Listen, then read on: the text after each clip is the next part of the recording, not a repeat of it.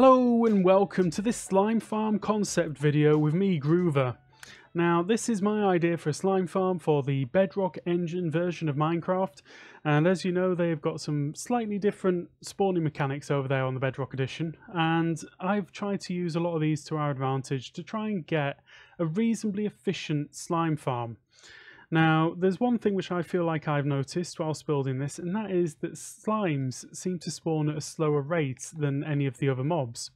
Now, I actually think that is to do with that when a spawn is attempted, it chooses a mob at random, and maybe it chooses a zombie to try and spawn down there. But the light level's too high, and it just cancels that spawn. It's a lost attempt. That's the theory, I think. So if there's maybe 7 different types of mobs that can spawn in the overworld, then maybe only 1 in 7 attempts is successful, because one of those 7 is going to be the slime, and that's the one that we actually want, and the other 6 are failed. But that's just a guess, that's my theory.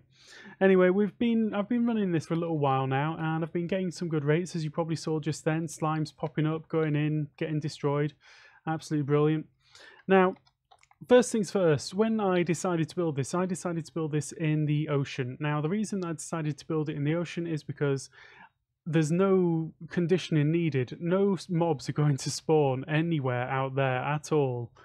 There's only this area here. So I went out into the middle of a deep ocean, had a look around for the sort of area where when I look around, I don't see anything on the horizon. There's nothing out there. And then I switched on my coordinates and I had a look on the Minecraft Pocket Edition Slime Chunk Finder. Now I'll leave a link for that down in the description so that you can go and have a look at that yourself. But what I looked for was 2 chunks right next to each other. Because I've tried this with 1 chunk and the rates just aren't good enough. They are not good enough. You need at least 2, but the more the merrier. So if you have 10 chunks right next to each other, then that is really, really good. This is going to work really well, and it'll be a very, very nice farm indeed. But at least 2 chunks is what you need there. So I got my coordinates, and the slime chunk finder actually tells you the boundaries of the chunks. So I know that the chunk is right here and it goes across to there somewhere, and same for that one. So both chunks lined up next to each other, and you get the coordinates, so it's really straightforward. So after that I cleared down to Y39. Now this is the very top level that the slimes can spawn on. Beyond this, slimes will not spawn, and I tested this, and I tested it extensively. Basically this is the very first level that slimes can spawn on. Now once I'd cleared this down, you can see that I laid out a little bit of extra stuff over here. So basically the slimes are going to see the golems and be attracted to the golems. They're going to hop over there and try and attack the golems, and they're going to land on the magma and they're going to take damage. Now another thing that I found out whilst building this is that golems take absolutely no damage from slime. I don't know how long that's going to stay in, but for now it works, and that makes me very, very happy because these guys don't need replacing. These can just do damage and attract. So they're kind of multi-purpose golems. So when the slimes spawn in, they can go and try and attack this. Golems don't care, they just completely mash the slime, which is brilliant. Now as you can see, there's slime lying around all over the place, and I've got golems in minecarts, and the minecarts, again, nice little discovery for me. They don't actually get out of the minecart, you can get them into minecarts, and they just sit there, can't move. Brilliant. Now the slime that's hanging around here is going to be picked up from underneath by this system.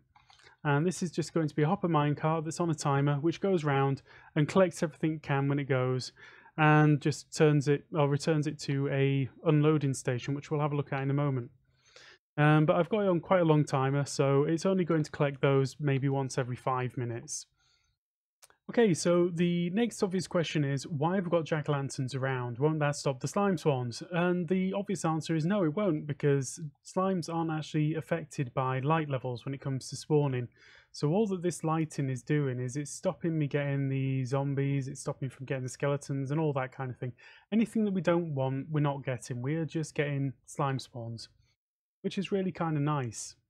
Now another point is with the jack-o'-lanterns, that they actually have a spawning surface on top. Now I tested this where I had a full chunk just with jack-o'-lanterns, nothing else, and the slimes were still spawning on top of them, so this doesn't affect the spawn rates at all.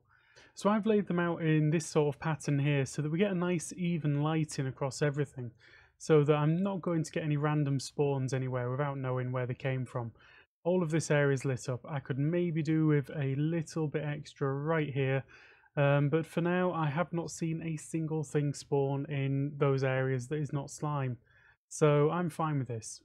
So that's the basic concept to this, and I decided not to go for floors below this, because in a survival setting, to actually get the cave spawns from a slime farm, you'd need to clear a huge area. So the entire area up there, when I said you look around and you can't see any islands, you'd have to clear all of the caves underneath this area to actually get the cave spawns. So there's no point, in my opinion, in actually digging down and putting in layers. You might get a little tiny bit of gain, but I don't think it's worth it at all.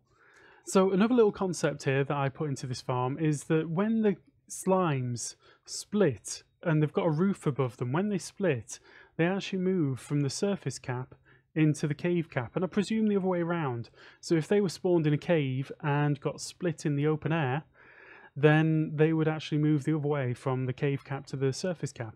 Now that's just a tiny little efficiency that we can add to the farm by removing them from one cap pretty much as soon as we can and freeing up the cap out here for more spawns. Okay, so this is the unloading station. As you can see, this is a very simple etho hopper clock, and I put some droppers on the top there. I don't know if that's going to make a difference to the lag at all, but I'm going to do it anyway. And the main reason is that it's good practice to cover open hoppers unless they're meant to be catching something. So I figure I might as well just cover them with droppers, and that's maybe going to reduce the lag. I don't know. Anyway, here we go. This is going to set off any moment now. The minecart goes off, collects from all of the area because this is a hopper minecart, comes back and just unloads straight into the hopper. And at the back here, I've just been collecting these drops up. Now, if you wanted to use some kind of item elevator, you're more than welcome. This is just my little simple setup for testing. Now, if I go back up top, you will see where I've been AFKing. Now, this is my AFK area, and I don't AFK any lower than this, because mobs won't spawn within a certain radius of me as a player, and that's a problem. So I need to make sure that I'm definitely above that platform by 24 blocks. There are no blocks above this at all, so you don't want any blocks above these two chunks, because that will reduce the efficiency to basically 0. Okay, this has to be open to the air. Okay, so that is my slime farm concept video for you. I may actually do a tutorial for a farm at some point in the not too distant future, but I think I've laid out all of the key ideas that go into this farm and how I have tried to make it a little bit more efficient. Now, like I say, if you do actually want to increase the rates on this and put more layers below, you're certainly welcome to do that, but you will need more or less a perfect perimeter to actually get any worthwhile drops from that.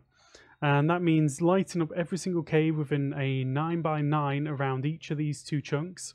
So a 9x9 chunk area, which is big. Or you can light up all the caves, slab all the caves, or remove every block in the area, which is going to be a lot of work, of course. So I think for now, for a survival world, this is a very reasonable little concept for a farm. Anyway, finally guys, just want to say thank you very much for watching. Now don't forget, if you enjoyed this, please do leave a like, and if you want to see some more, drop me a subscribe, and if you got any questions, drop me a comment down below, because I'm very happy to reply to questions and help people out and get them on the right track and all that kind of thing. So feel free to drop me a comment. I read every single one. So again, thank you very much, and I hope to see you again soon. Goodbye.